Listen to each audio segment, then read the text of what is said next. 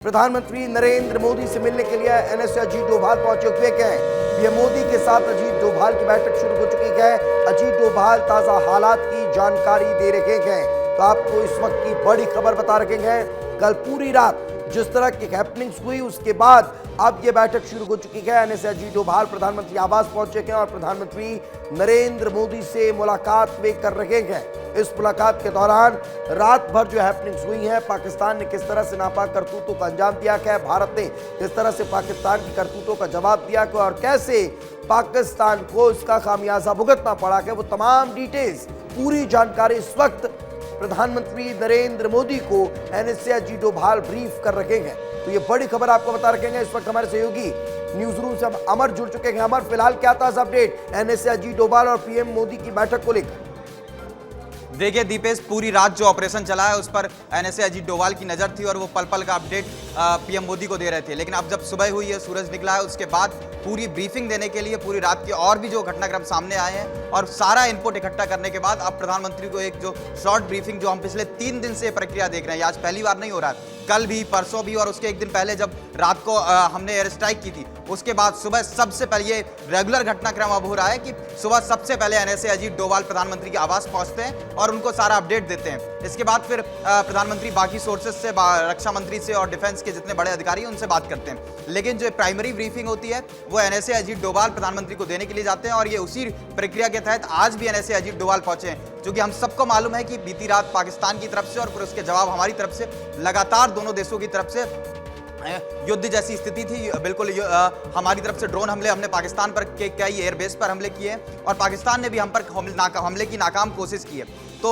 जो एक्चुअल स्थिति है, कितना क्या नुकसान हुआ है, कितना कहां पर कितने हमले की कोशिशें की गई हैं, सबका ब्रीफ देने के लिए एनएसए अजीत डोभाल प्रधानमंत्री के पास पहुंचे हैं। और ये दोनों लोग, प्रधानमंत्री नरेंद्र मोदी और एनएसए अजीत डोभाल, सारे ऑपरेशंस पर लगातार नजर बनाकर रखे हुए हैं और जो भी आगे की ब्रीफिंग होती है उसको देने के लिए। कल रात को भी हमने देखा था कि 1 घंटे 50 मिनट तक पहले बैठक चली प्रधानमंत्री आवास पे, जिसमें तीनों सेनाओं के अध्यक्ष सीडीएस अनिल चौहान, रक्षा मंत्री राजनाथ सिंह और एनएसए अजीत डोभाल मौजूद थे।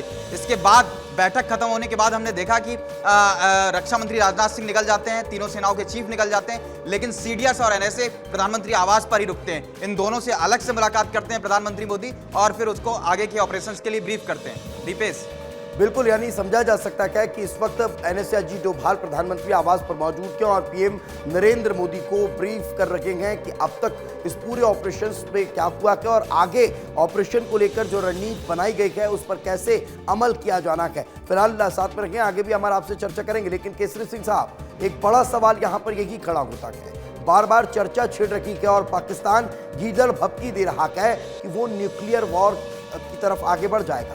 अगर उसे कहीं कोई दिक्कत हुई तो वो न्यूक्लियर संपन्न देश है, वो इसका इस्तेमाल करने से नहीं चूकेगा। इसे कैसे समझा जाए? ये सिर्फ गीदड़ भपकी है या फिर वाकई में पाकिस्तान इतना सिर फिराक है कि वो न्यूक्लियर अटैक भी कर सकता है? देखिए, अभी 71 की लड़ाई में भी और कारगिल की लड़ाई में भी, ऑपरेशन मेघदूत में भी वो पहले भी धमकी देता रहा है, लेकिन वो सिर्फ ये एक्साइट करने की कोशिश कर रहा है कि इंडिया उस पर पहल करे, उस पर अटैक करे। लेकिन अगर वो अब अटैक करता है तो 71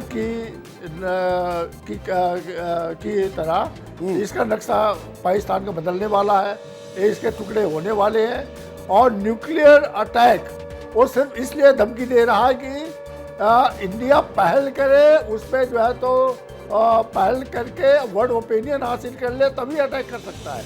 ऐसे न्यूक्लियर अटैक बिना वर्ल्ड ओपिनियन के वो नहीं कर सकता है। और न्यूक्लियर के अलावा उसके पास कोई कुछ आए भी नहीं, उसके पास दुनिया तो उसके साथ खड़ी भी नहीं है सर, उसके पास उसको अलग थलग कर दिया है। शमशेर सिंह जी, हमने देखा है कि कैसे पूरी दुनिया उसको नकार रखी है। आतंक के खिलाफ पूरी दुनिया एकजुट खड़ी हुई और हर अब देश यही कह रहा है कि आतंक को किसी भी तरह से बर्दाश्त नहीं किया जा सकता है। शमशेर सिंह जी,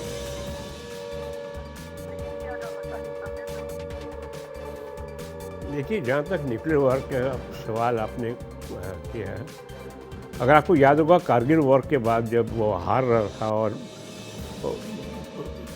तो उसको किसी तरह से भी लड़ाई बंद करनी थी, तो उस समय नवाज शरीफ जो उनके प्रधानमंत्री थे वो अमेरिका चले गए और वहाँ उन्होंने उसकी प्रेसिडेंट से की वार्ता की।